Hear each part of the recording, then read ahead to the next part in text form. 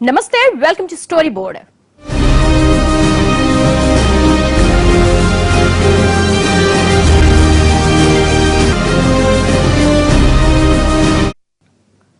ఈసారి బడ్జెట్ లో సామాన్యుడికి వరాలు ప్రకటించకపోయినా పన్ను భారాలు పెంచకుండా పెద్ద వరమే ఇచ్చిన జైట్లీ పొలిటికల్ పార్టీల మీద మాత్రం కొత్త నిబంధనలు విధించారు. దేశాన్ని నడిపిస్తున్న రాజకీయ పార్టీలపై జైట్లీ విధించిన నిబంధనలు ఎంతవరకు అక్కడికొస్తాయి? అసలు 10 రూపాయలు పెట్టుబడి పెడితే 1000 రూపాయలు రాబట్టుకోవాలి అని చూసే మన రాజకీయాల్లో ఈ నిబంధనల్ని ఎన్ని పార్టీలు ఫాలో అవుతాయి?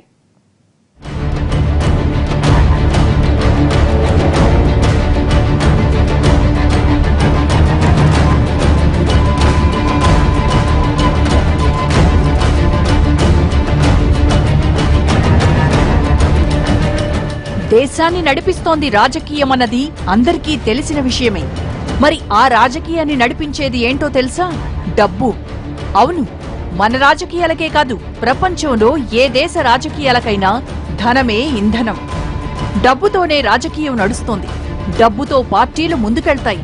డబ్బుతోనే ఎన్నికల్లో ప్రచారం చేస్తాయి. తీరా పీఠమెక్కాక అదే డబ్బును సంపాదించుకుంటాయి. ఒక్క 10 రూపాయలు పెట్టుబడి పెడితే 1000 రూపాయలు సంపాదించుకోవాలని చూసే రాజకీయ పార్టీలున్న దేశం మనది. పరిశ్రమలు, రంగాల మాదిరిగానే రాజకీయాలు కూడా పెట్టుబడి పెట్టి తిరిగి భారీ లాభాలు ఆర్జించుకునే ఓ బిజినెస్ గా మారిపోయింది. ఓ 80 కిందటి సంగతి తీసుకుందాం. అప్పటి స్వాతంత్ర ఉద్యమం కోసం కాంగ్రెస్ తరపున మహాత్ముడు జోలెపడితే ప్రజలు స్వచ్ఛందంగా వచ్చి విరాళాలు ఇచ్చారు. మహిళలు తమ ఒంటిపై ఉన్న ఆభరణాలు తీసి ఇచ్చారు. ధనిక బీద తేడా లేకుండా ప్రజలంతా తమకు వీలైనంత విరాళాలు ఇచ్చారు. స్వాతంత్ర్యం వచ్చిన తర్వాత కూడా చాలా సందర్భాల్లో ప్రజలు విరాళాలు ఇస్తూనే ఉన్నారు. భూకంపాలు, వరదలు వంటి విపత్తులు తలెత్తినప్పుడు కూడా ప్రజలు స్వచ్ఛందంగా విరాళాలు ఇస్తారు. ఇలా మీలో కూడా చాలా మంది చాలాసార్లు విరాళాలు ఇచ్చే ఉంటారు. కానీ ఈ రోజుల్లో ఏ సామాన్యుడైనా తాను కష్టపడి సంపాదించిన డబ్బులో కొంత భాగాన్ని ఓ రాజకీయ పార్టీకి ఇవ్వడం మీకు తెలుసా? మీలో అలా ఇచ్చిన వాళ్ళు ఎందరుంటారు?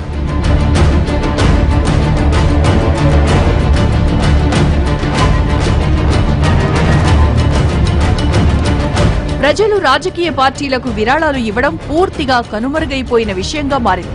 దీనికి చాలా కారణాలున్నాయి.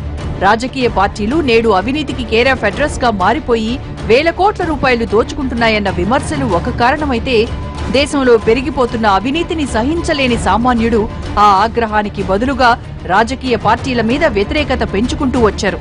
దీంతో పార్టీలకు ప్రజల నుంచి విరాళాలు అందడం కనుమరుగైపోయింది.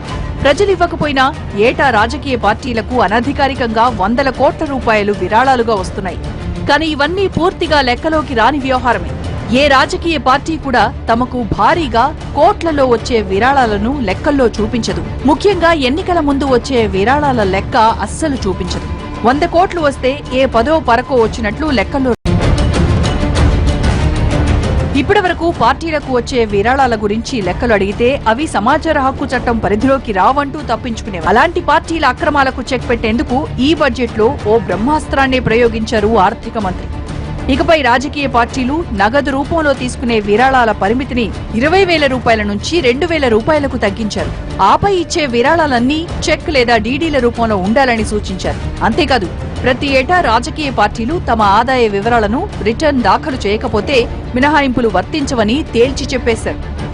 I therefore propose the following system as an effort to cleanse the system of funding of political parties.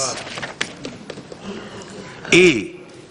In accordance with the suggestion made by the Election Commission, the maximum amount of cash donation that a political party can receive will be 2,000 from any one source. B. Political parties will be entitled to receive donations by check or in the digital mode from their donor. ఇలా సామాన్యులే కాదు, రాజకీయ నాయకులు కూడా ఇదే ప్రశ్నలు వేస్తున్నారు. రాజకీయాల్లో పెరిగిపోతున్న అవినీతిని అరికట్టడానికి ఈ చిన్న నిబంధనలు పెడితే సరిపోతుందా అని ప్రశ్నిస్తున్నారు. ఎన్నికల్లో ఖర్చుల గురించి చెప్తున్నాను. నేను సొంతంగా డజన్ ఎలక్షన్లు ఫైట్ చేశానయ్యా. డజన్ ఎలక్షన్లు ఫైట్ చేశాను. పుస్తక పరిజ్ఞానంతో పాటు క్షేత్ర అనుభవంతో చెప్తున్నాను. నేను ఈ పార్టీలు క్యాండిడేట్లకు ఇచ్చేటువంటి సహాయము నా మాత్రం. ఇవి ఈనాడంతా కూడా అభ్యర్థులు పెట్టుకుంటాం. అందుచేతనే వ్యాపారులు వస్తున్న రాజకీయాల్లో రాజకీయవాదులు రాజకీయాల్లో లేరు.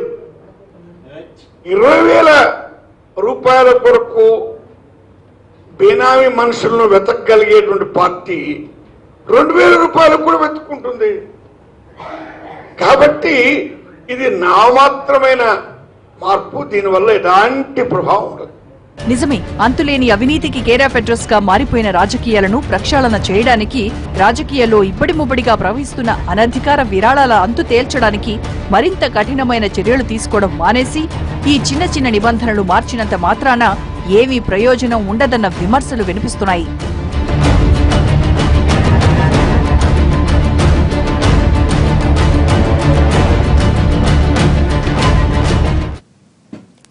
నిబంధనలతో అవినీతిని అంతం చేయగలమా? ధనాన్ని, రాజకీయాలను వేరు చేసి చూడగలమా?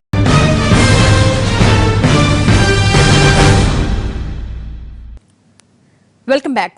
డబ్బనే ఇంధనంతో పార్టీలను నడిపే రాజకీయాలు ఉన్న మన దేశంలో ఇలాంటి చిన్న చిన్న నిబంధనలతోనే రాజకీయాల్లో అవినీతిని అంతం చేయడం సాధ్యమా? డబ్బుల విషయంలో రాజీ లేకుండా అడుగులేస్తున్న రాజకీయ పార్టీల్లో మార్పు తీసుకురావడం సాధ్యమా? మన దేశంలో ధనాన్ని, రాజకీయాలను వేరు చేసి చూడగలమా?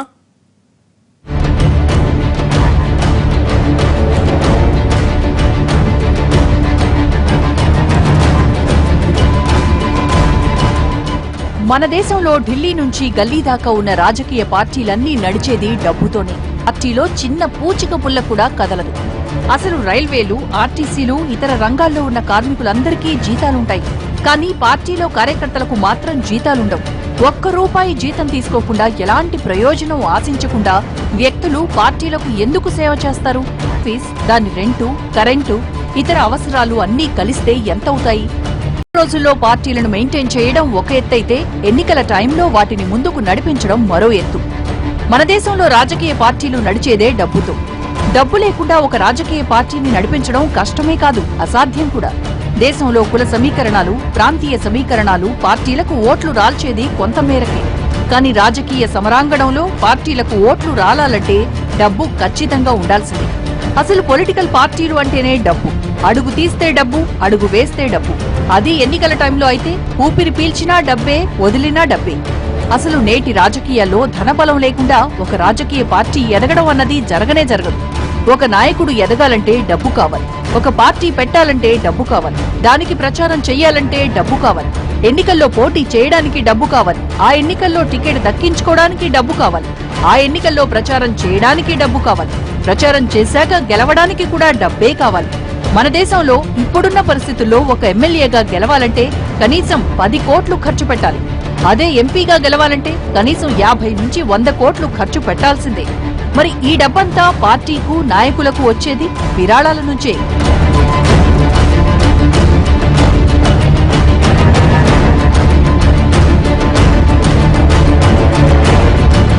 మన దేశంలో ఏ ఒక్క రాజకీయ నాయకుడు తమ సొంత డబ్బును ఖర్చు పెట్టి రాజకీయాల్లో మనుగడ కొనసాగించడం లేదు, కొనసాగించలేరు కూడా. ఇదేదో ప్రతిపక్షంలో ఉన్న పార్టీలకే కాదు, అధికార పార్టీలకు అన్వయించాల్సిన విషయమే. ఏ రాజకీయ పార్టీ అయినా తమకు వచ్చే విరాళాల గురించి చెప్పదు, తాము పెట్టే ఖర్చుల గురించి చెప్పదు.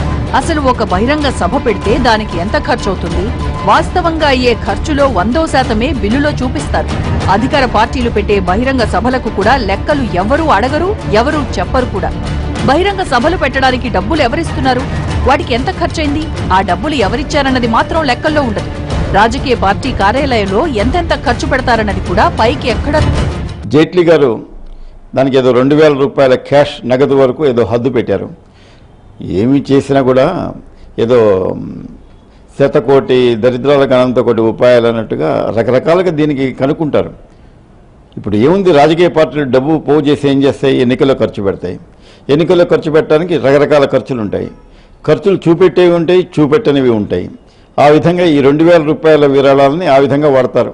ఏదో ఈ పెండాలు వేయమని, లేకపోతే అషామ్యాన కట్టమని, కుర్చీలు వేయమని, లేకపోతే ఈ 10 మందికి భోజనాలు పెట్టమని, చివరికి ఈ విధంగా ఖర్చును చూపెట్టడం పెద్ద కష్టమేం కాదని నేను అనుకుంటున్నాను.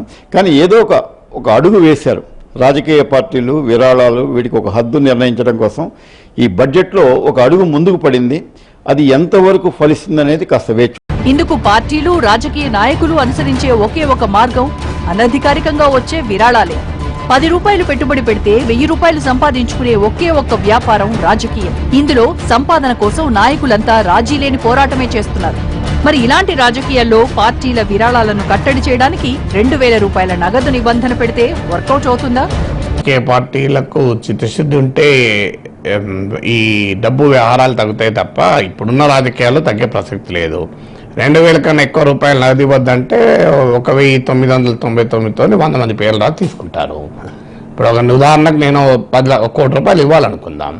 నేను 2000 రూపాయల కన్నా ఎక్కువ క్యాష్ ఇవ్వద్దు అనుకోండి, ఏం చేయొచ్చు? నేను అవసరమైతే ఒక 5000 మంది పేర్లు రాసి అందరు 2000 ఇచ్చినా రాసుకుంటే 1 కోటి రూపాయలు అవుతుంది. అందువల్ల ఇవన్నీ మాటలకు పనికొస్తాయి ఫ్యాన్సీగా తప్ప దీనికి పనికిరావు. మన దేశంలో రాజకీయాల్లో ప్రతిదానికి ఓ రేటు ఉంటుంది. ఆ రేటు కూడా ప్రతి 5 ఏళ్లకు పెరిగిపోతుంది.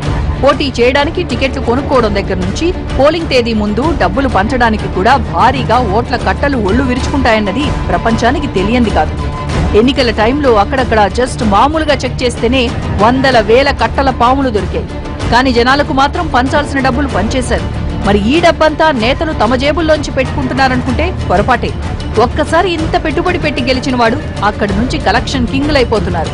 తమ పార్టీ నిర్వహణతో పాటు తమ ఆదాయం కూడా పెంచుకునేలా పారిశ్రామికవేత్తలు బడాబాబుల నుంచి విరాళాల రూపంలో డబ్బులు స్వీకరిస్తున్నారు. ఈ అక్రమాల క్రమాలకు చెక్ పెట్టేందుకు పార్టీల విరాళాల నిబంధనలు పెట్టారు జైట్లీ. నిజంగా మోడీ చేస్తున్న ప్రయత్నం చాలా గొప్పది. కానీ ఈ నిబంధనల్ని రాజకీయ పార్టీలు పాటిస్తాయా అన్నదే అనుమానం.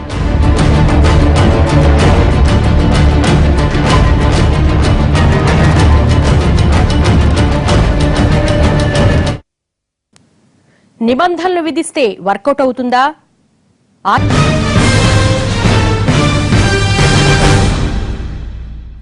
₹10 పెట్టుబడితో 1000 రూపాయలు సంపాదించే రాజకీయ వ్యవస్థ మనది.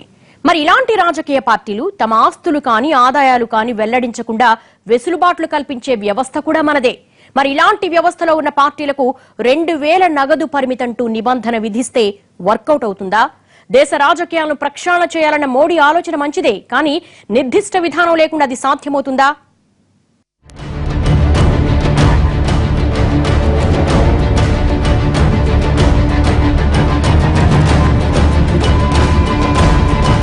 మన దేశంలో రాజకీయాల్లో ఉన్నంత అవినీతి, అక్రమార్జన మరే రంగంలోనూ లేదన్నది బహిరంగ రహస్యం. కానీ ఈ విషయాన్ని ఏ ఒక్క పార్టీ కూడా అంగీకరించదు. అసలు 20,000 రూపాయల నిబంధన ఉన్నప్పుడే పార్టీలు తాము అనధికారికంగా తీసుకున్న విరాళాల గురించి లెక్కలు చెప్పలేదు. అలాంటిది ఇప్పుడు 2000 రూపాయలకు నగదు విరాళాల పరిమితి తగ్గిస్తే వాటిని పాటిస్తుందా? అసలు పార్టీలు, రాజకీయ నాయకులు నైతికతలో మార్పు రాకుండా ఎన్ని నిబంధనలు పెట్టినా ఉపయోగం ఉంటుందా? మన దేశంలో ప్రతి అంశానికి లూప్ హోల్స్ ఉంటాయి. ఏ అక్రమాన్ని అరికట్టడానికి చట్టాలు చేసినా ఆ వెంటనే ఆ చట్టాన్ని తిప్పికొట్టడానికి అడ్డదారులు వెతుకుతూనే ఉంటారు. నిజానికి ఈ లూప్ హోల్సే వ్యవస్థను నిర్వీర్యం చేస్తున్నాయి. ఈ రూల్స్ విధించినంత మాత్రాన డబ్బులు ఇచ్చేటోడు ఆగడు, డబ్బులు తీసుకున్నట్టు ఆగడు. ఈ రూల్స్ అన్నీ కూడా పేపర్ మీదనే పనికొస్తాయి. ఇప్పుడు ఉదాహరణకు 3 లక్షలకు మించి క్యాష్ రూపంలో ఏ కొనుగోళ్లు చేయనివ్వకూడదు అన్నారు. ఏముంది, మీరు 4 లక్షలు పెట్టి బంగారం కొనాలనుకోండి, 2 లక్షల రూపాయలు చెప్పడం 2 రిసిప్ట్లు తీసుకుంటారు అంతే. 2 రిసిప్ట్లు తీసుకుంటే 2 లక్షలు అవుతుంది కదా.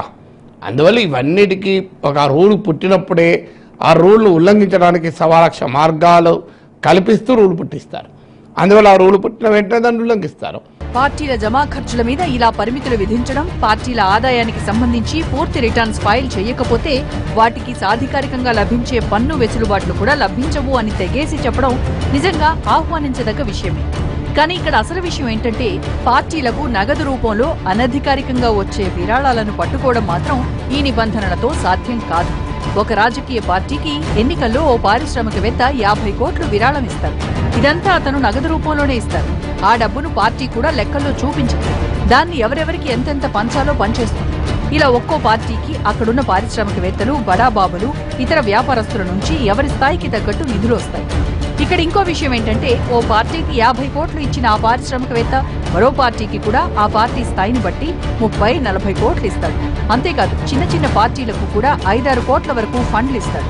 ఇలా ఆ పారిశ్రామికవేత్త పార్టీలన్నింటికీ ఓ 100 కోట్లు విరాళాలుగా ఇస్తే అదంతా నగదు రూపంలోనే ఉంటుంది. అదెక్కడా లెక్కలోకి రాదు. లెక్కలుగా చెప్పారు. ఇప్పుడు ఏం జరుగుతుందంటే, అసలు ఆ డబ్బులు వచ్చినాయి మాకు కొద్దిలే అని చెప్తారు. ఎన్నో ఒక 10,000, 20,000, 50,000 వచ్చినాయని చెప్తారు. బయట 5 కోట్ల రూపాయలు బయట తీసుకొచ్చి పెడతారు. ఎక్కడికి వెళ్ళి పెడతారు, ఎట్లా పెడతారు అనేది పెద్ద పెద్ద కోటీశ్వరులంతా కూడా వాళ్ళకి అండదండలుగా ఉంటున్నారు. అసలు ఇప్పుడు నిజంగా నడుస్తుంటే ఒక పార్టీ ప్రభుత్వం కంటే మరి పెద్ద పెద్ద కోటీశ్వరులది, పెద్ద పెద్ద ఇండస్ట్రియలిస్ట్, బిజినెస్ మెన్ వెనకాల ఉండే నడిపిస్తున్నారు. అంటే ఇలా పార్టీలన్నింటికీ భారీగా విరాళాలు ఇచ్చి తర్వాత లబ్ధి పొందేందుకు సదరు పారిశ్రామికవేత్తలు ఒక అవకాశాన్ని దక్కించుకుంటారు. ఇలా ప్రతి పెద్ద పారిశ్రామికవేత్త రాజకీయ పార్టీలకు డబ్బులివ్వడానికి ముందుగానే కొంత మూలధనాన్ని సమకూర్చుకుంటారు.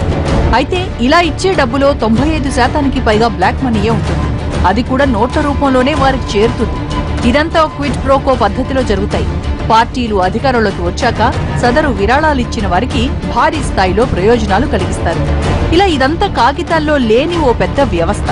ఇందులో ఇచ్చిన నగదు విరాళాల గురించి ఇచ్చినట్లు సదరు పారిశ్రామికవేత్త బహిరంగంగా చెప్పుకోడు, తీసుకున్నట్లు ఆ పార్టీ కూడా బయట పెట్టుకోదు. లెక్కలు చూపడానికి రాజకీయ పార్టీతో భవిష్యత్తులో పనుంటుందని భావించి వాడు డబ్బులు ఇస్తున్నాడు. నువ్వు లెక్కలు చూపెడితే రేపు రాజకీయ పార్టీ అధికారులకు చాలా పనిచేస్తే ఇంకో పలానో నీకు డొనేషన్ ఇచ్చిన పనిచేసిన అంటాడు కదా. ఒక కాంట్రాక్టరు ఒక రాజకీయ పార్టీకి ఒక 100 కోట్లు డొనేషన్ ఇస్తాడు. అది లీగల్గా లెక్కలు చూపెట్టి చెక్ ఇచ్చింది అనుకోండి. రేపు ఆ కాంట్రాక్టర్కు ఆ ప్రభుత్వం వచ్చాక కాంట్రాక్ట్లు జారీ చేస్తే దొరికిపోతాడు కదా. వీడు 100 కోట్లు ఇచ్చింది కనుకనే వీడు కాంట్రాక్ట్లు ఇచ్చింది అంటారు. అందువల్ల తాను తెలియకుండా డబ్బు ఇస్తేనే రేపు తెలియకుండా పని చేయించుకోవచ్చు. రాజకీయ పార్టీలకు డబ్బులు ఇచ్చేవాళ్ళు దేశం కోసమో, దాతృత్వం కోసమో, ప్రజాస్వామ్య పరిరక్షణ కోసం డబ్బులు ఇవ్వడం లేదు. తాజాగా అసోసియేషన్ ఫర్ డెమోక్రటిక్ రిఫార్మ్స్ ఇచ్చిన నివేదిక ప్రకారం మన దేశంలో 2004 నుంచి 2015 మధ్య 11 ఏళ్ల కాలంలో దేశంలో రాజకీయ పార్టీలు అధికారికంగా చూపించిన విరాళాల లెక్కల్లోనే 70% నిధులు అనామక వ్యక్తుల నుంచి వచ్చినట్లు తేలింది. అంటే చూపించిన లెక్కలు కూడా ఎవరిచ్చారో తెలియదంటే ఇక లెక్కల్లో చూపించని అనధికార విరాళాల గురించి వేరే చెప్పుకోనక్కర్లేదు. ఈ అనామక విరాళాల జాబితాలో కాంగ్రెస్, బీజేపీలే కాదు, ఉత్తరాది ఎన్నికల బరిలో ఉన్న సమాజ్వాదీ, శిరోమణి అకాలీదళ్ వంటి పార్టీలు కూడా ఉన్నాయి. ఈ 11 ఏళ్లలో దేశంలోని రాజకీయ పార్టీలన్నింటికీ 11,367 కోట్ల రూపాయల విరాళాలు వస్తే వాటిల్లో 7,833 కోట్లు ఎవరిచ్చారన్నది తెలీదట. ఇది మొత్తం విరాళాల్లో 70%. అంటే వచ్చిన అధికారిక విరాళాల్లో కేవలం 1,835 కోట్లు మాత్రమే ఎవరిచ్చారో పక్కాగా తెలుసన్నమాట. ఇక మిగిలిన విరాళాల్లో కూడా 1,698 కోట్లు పార్టీల మెంబర్షిప్లు, పార్టీ లెవీలు, ఆస్తులు అమ్మడం, బ్యాంకు వడ్డీల ద్వారా వచ్చినవి. కానీ మొత్తంగా 7,833 కోట్లు మాత్రం అప్పనంగా వచ్చిన సొమ్మే. ఈ 11 ఏళ్ల వ్యవధిలో కాంగ్రెస్ పార్టీకి దేశవ్యాప్తంగా వచ్చిన విరాళాల్లో 3,323 కోట్లు ఎవరిచ్చారో తెలియదట. ఇది ఆ పార్టీ తీసుకున్న మొత్తం విరాళాల్లో 83%. ఇక బీజేపీ కూడా 2,125 కోట్ల విరాళాలు అనామక వ్యక్తుల నుంచే వచ్చినట్లు తేల్చింది. ఇది ఆ పార్టీకి వచ్చిన మొత్తం విరాళాల్లో 65%. ఇక యూపీ ఎన్నికల్లో రెండోసారి పీఠం ఎక్కడానికి విశ్వ ప్రయత్నాలు చేస్తున్న సమాజ్వాదీ పార్టీకి ఈ 11 ఏళ్లలో వచ్చిన విరాళాల్లో 94% అనామక వ్యక్తులిచ్చినవేనట. ఆ పార్టీకి వచ్చిన విరాళాల్లో 766 కోట్లు ఎవరిచ్చారో తెలియదట. ఇక పంజాబ్ కి చెందిన శిరోమణి అకాలీదళ్ పార్టీకి కూడా 88 కోట్ల అనామక విరాళాలు వచ్చాయట. ఇది ఆ పార్టీకి వచ్చిన మొత్తం విరాళాల్లో 86%. ఇక్కడ చిన్న లెక్క వేసుకున్నాం. కాంగ్రెస్ పార్టీకి 2004 నుంచి 11 ఏళ్లలో దేశవ్యాప్తంగా 4,000 కోట్ల రూపాయల విరాళాలు వచ్చినట్లు అధికారికంగా చూపించింది. అంటే ఒక్కో ఏడాది సుమారు 400 కోట్లు. అంటే 29 రాష్ట్రాల్లో పార్టీ ఆఫీసుల్ని 10 ఏళ్ల పాటు నడిపించడమే కాదు, 2 సార్వత్రిక ఎన్నికల్ని కూడా ఈ నిధులతోనే ఆ పార్టీ నెగ్గుకొచ్చిందంటే నమ్మగలమా? ఒక్కో ఎన్నికలకు 1,000 కోట్లు ఖర్చవుతున్న ఈ రోజుల్లో, ఒక్కో ఓటును 2,000కు కొంటున్న ఈ రోజుల్లో ఇంత తక్కువ నిధులతోనే పార్టీలు సర్దుకొచ్చేశాయంటే నమ్మగలమా? అంటే పార్టీలో అనధికారిక నిధులు ఏ స్థాయిలో చలామణి అవుతున్నాయో ఇట్టే అర్థమవుతోంది. మరి ఇలాంటి రాజకీయ వ్యవస్థను ప్రక్షాళన చేయాలన్న మోడీ లక్ష్యం చాలా గొప్పది. దాన్ని అందరూ స్వాగతించాల్సిందే. అయితే దాన్ని సాధించడానికి 2,000 రూపాయల నగదు నిబంధన ఒక్కటే సరిపోతుందా అన్నదే ఇప్పుడు ప్రధానంగా వినిపిస్తున్న ప్రశ్న. ఇలాంటి గొప్ప లక్ష్యం సాధించాలంటే నిర్దిష్ట విధానం ఉండాలి. రాజకీయ పార్టీల మీద ఎన్నికల వేళల్లో నిఘా ఉన్నట్లుగా ఎన్నికల తర్వాత కూడా వాటి ఖర్చుల్ని పసిగట్టే వ్యవస్థ ఉండాలి. పార్టీలు పెట్టే రూపాయి ఖర్చు లెక్కలో చూపించేలా ఏర్పాట్లు చేయాలి. ఇవన్నీ 1-2 సంవత్సరాల్లో జరిగే వ్యవహారం కాదు. దీనికి సుదీర్ఘ ప్రణాళిక, నిర్దిష్ట విధానంతో పాటు నాయకుల్లో చిత్తశుద్ధి కూడా కావాలి. అంతవరకు ఎన్ని లెక్కలున్నా అన్నీ గాల్లో కలిసిపోవాల్సిందే.